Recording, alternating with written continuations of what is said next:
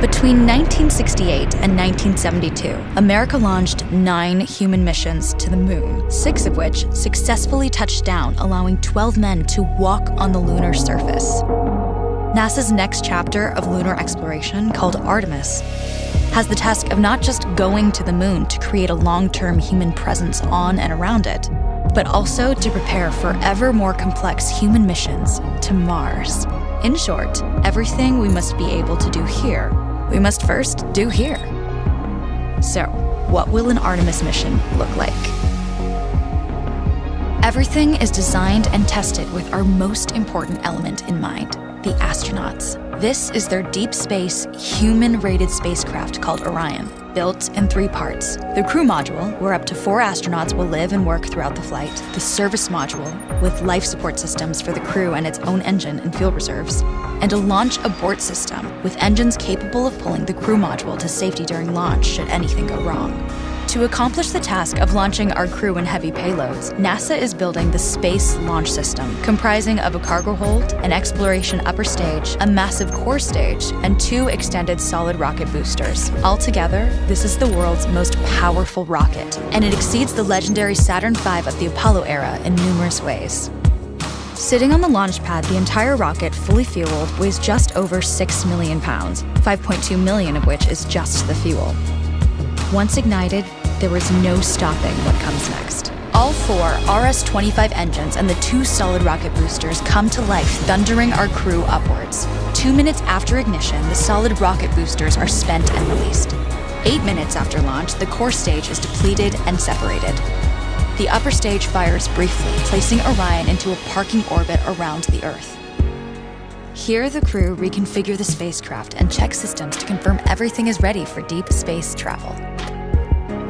With a go from mission control, the crew reignite the exploration upper stage engines to leave Earth entirely. The exact timing of this maneuver is critical to reach a speed that can escape Earth's gravitational pull, but also put Orion on a course that will intersect the moon days later.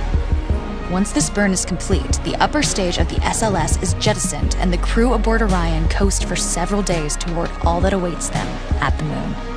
Approaching the moon, we see the fundamental differences between Artemis and Apollo. Instead of requiring Orion to serve as an expendable lunar command module or to carry a constrained lunar lander, the Artemis missions will take advantage of a different approach: pre-staging. Everything needed for lunar missions will be positioned in advance by commercial and international partners. This includes rovers, science experiments, and human-rated systems on the surface. But it also includes a dedicated lunar station in orbit around the moon called Gateway. Here at this station, we can pre-stage a robust lunar lander and establish a strong communications relay.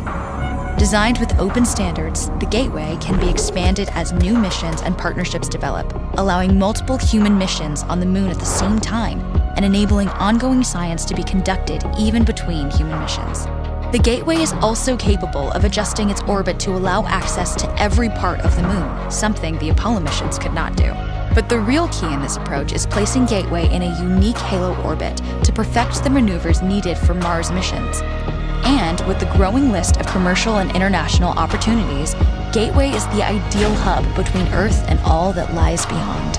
Returning to our crew as they approach Gateway, the Orion must match the elliptical orbit of the station in order to successfully dock. Once on board, pre-selected crew members transfer to the lunar lander, while those assigned to Gateway remain on station. The lunar lander system itself is built for 3 unique steps: descending from the halo orbit of Gateway down to a low lunar orbit, descending from low lunar orbit to the surface, and once the lunar mission is complete, launching from the surface of the moon and ascending all the way back to the orbiting Gateway.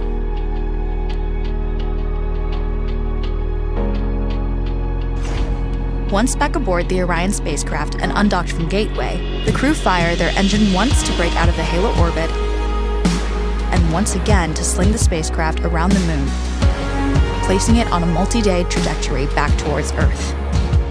As they near the end of this journey, the service module is released, and the crew module is oriented heat shield first. Entering Earth's atmosphere at 25,000 miles per hour, the friction of air slows Orion considerably, while also subjecting it to temperatures of 5,000 degrees. With the Orion now at just 300 miles per hour, a series of parachutes uniquely tested and produced for this moment deploy, decelerating the craft to just 20 miles per hour for splashdown.